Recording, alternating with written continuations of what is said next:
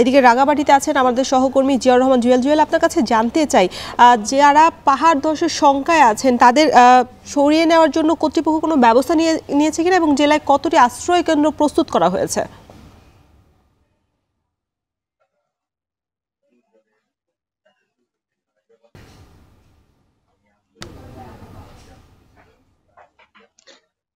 রোশন, একটু বলে রাখি যে বৃষ্টিপাত শুরু হওয়ার পরেই আসলে প্রশাসন থেকে ব্যাপক প্রচারণা চালানো হয়েছে এবং সেই বৃষ্টিপাতে আসলে পাহাড় ধসের আশঙ্কা যেমন তৈরি হয়েছিল, একই সঙ্গে যে রাঙামাটির নিম্নাঞ্চলগুলো রয়েছে বিশেষ করে উপজেলাগুলো, সেখানে আসলে জলাবদ্ধতা তৈরি হয়ে বন্যা পরিস্থিতি তৈরি হয়েছিল। বিশেষ করে যদি বলি যে বাঘাইছড়ির যে ৮টি ইউনিয়ন এবং একটি পৌরসভা রয়েছে, সেখানকার অন্তত ৩০টি গ্রাম প্লাবিত হয়েছিল এবং সেখানে অন্তত ৩,২২৫টি পরিবারের ১২,৭৫০ জন মানুষ সেখানে পানিবন্দী হয়ে পড়েছিলেন। এখন পর্যন্ত সেখানে যদি বলি যে বাঘাইছড়িতে সেখানে ৫৫টি আশ্রয় কেন্দ্র খোলা হয়েছিল, যেখানে ২৭টি আশ্রয় কেন্দ্রে ২,০০০-এর বেশি মানুষ আশ্রয় নিয়েছেন। এবং এর বাইরে আরেকটু বলতে চাই যে জেলার সদর সহ যে আশেপাশে যে এলাকাগুলো রয়েছে যেখানে পাহাড় ধসের ঝুঁকি তৈরি হয়েছে, সেখানকার মানুষজনকে আসলে আশ্রয় কেন্দ্রে নিয়ে আসা হয়েছিল। প্রশাসনের জেলা প্রশাসন এবং উপজেলা প্রশাসন সেই বিষয়ে ত্বরিত পদক্ষেপ নিয়েছেন। এখন পর্যন্ত কোনো মানুষ এই মুহূর্তে সেভাবে আসলে ঝুঁকিপূর্ণ এলাকায় নেই।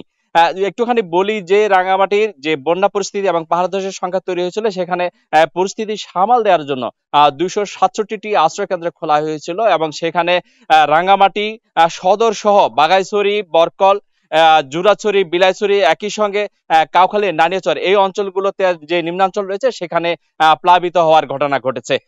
সেখানে আসলে এই পরিস্থিতি সামাল দেওয়ার জন্য প্রশাসন থেকে যে জরুরি ত্রাণ তৎপরতা সেটি যেমন অব্যাহত রেখেছিলেন, বেসরকারি বিভিন্ন প্রতিষ্ঠানও সেখানে ত্রাণ সহায়তা অব্যাহত রেখেছেন।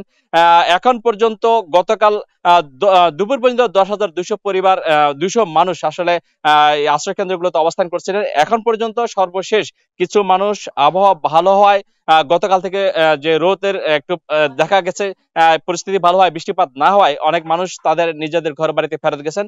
এখন পর্যন্ত ৯,৮০০ জন মানুষ আশ্রয় কেন্দ্রগুলোতে অবস্থান করছেন। জেলা সদরের বাইরে যদি বাঘাইছড়ি বলি, সেখানে এখন পর্যন্ত পানি কিছুটা সরে গেলেও যে নিম্নাঞ্চলগুলো রয়েছে সেখানের আভ্যন্তরীণ যে সড়ক ব্যবস্থা সেগুলো পুরোপুরি সচল হতে পারেনি, কিছুটা এখনো পানির নিচে তলিয়ে রয়েছে। সেখানে কিছুটা আরো সময় লাগবে। পানি সরে গেলেই, আবহাওয়া যদি এই অবস্থায় ভালো এরকম থাকে তাহলে স্বস্তির খবর হচ্ছে সেখানে পানি সরে গেলে মানুষজন ঘরে ফিরতে শুরু করবেন।